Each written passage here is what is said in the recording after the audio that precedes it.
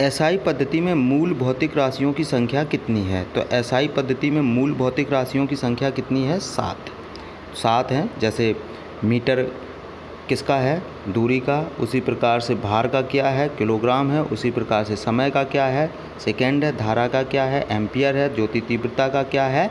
तो ज्योति तीव्रता का कैंडेला है। इसी प्रकार से पदार्थ का परिमाण जो होता है वो उसका क्या होता है? मोल होता है।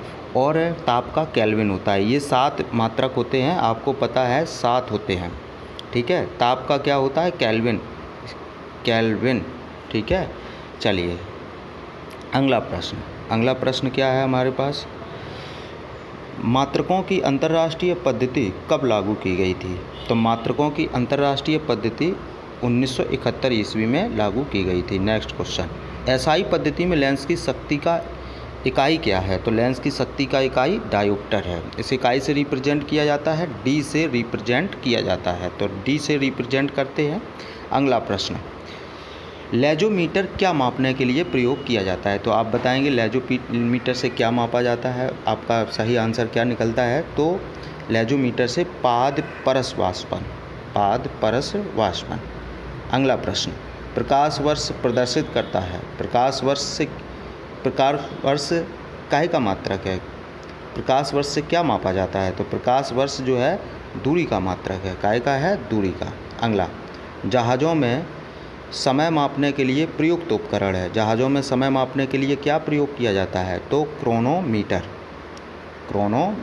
नेक्स्ट प्रश्न, वाट किसका मात्रक है? ये आप सभी लोगों को पता होगा, आप लोग इसका आंसर बताएं। तो वाट मैं आपको बता देता हूँ। तो वाट जो होता है वो शक्ति का मात्रक होता है। तो अब शक्ति जो है क्या है? P बराबर W/T। आपने सुना होगा ये P बराबर W/T। तो ये सामर्थ्य का मात्रक है। अगला, निम्नलिखित में से कौन सी राशि विमाहीन नहीं है? तो कौन सी राशि विमाहीन नहीं है आप बताएंगे? तो आवृत्ति विमाहीन राशि नहीं है। नेक्स्ट क्वेश्चन, चुंबकीय फ्लक्स का एसआई मात्रक क्या है? जो चुंबकीय फ्लक्स होता है, जैसे विद्युत फ्लक्स होता है, ऐसे विद्युत फ्लक्स का क्या होता है एसआई मात्रक?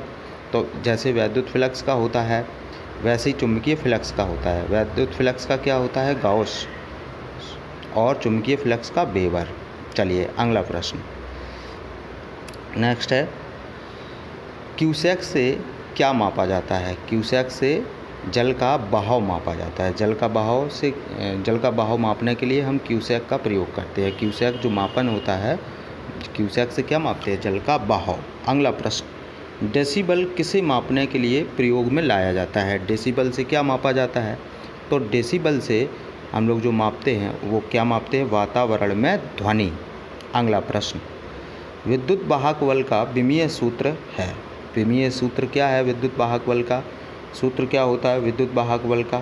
तो E बराबर W/Q।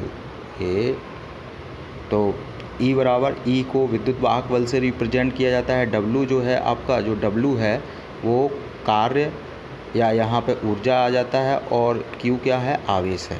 अगला प्रश्न, तो यहाँ पर इसका मात्रा विमीय सूत्र क्या हो जाएगा? mLT-2 Q inverse. Next, hygrometer किसे मापने के लिए प्रयोग में लाया जाता है? वायुमंडल में व्याप्त आर्द्रता मतलब नमी। अगला, ध्वनि की तीव्रता को मापने वाला यंत्र है। ध्वनि की तीव्रता किससे मापी जाती है? तो ऑडियोमीटर से। नेक्स्ट प्रश्न, डायन गुणा सेकंड किसका मात्रक है? तो डायन गुणा सेकंड किसका है? संवेग का। नेक्स्ट प्रश्न, निम्नलिखित में से कौन सा उपयुक्त मात्रकों में व्यक्त नहीं है? तो कौन नहीं है? ऊर्जा बराबर किलोग्राम मीटर प्रति सेकंड, ये व्यक्त नहीं है। नेक्स्ट प्रश्न, 1 माइक्रोन का मान कितना होता है? ये सबको पता है, ये सभी लोग सॉल्व भी करते रहते हैं। न्यूमेरिकल्स में इसका ज़्यादातर मान पूछा जाता है। तो 10⁻⁻⁶ मीटर। नेक्स्ट प्रश्न, शून्य त्रुटि संबंध रखती है, किससे रखती है? उपकरणीय त्रुटि से। तो उपकरणीय त्रुटि से जो है शून्य रखती है। अगला, एरोमोमीटर का प्रयोग किसके लिए किया जाता है? तो वायु, गैस, घनत्व, बार के मापन के लिए किया जाता है। अगला प्रश्न, एल्टीमीटर किससे संबंधित है? ऊंचाई के मापन के लिए एल्टीमीटर का प्रयोग किया जाता है। तो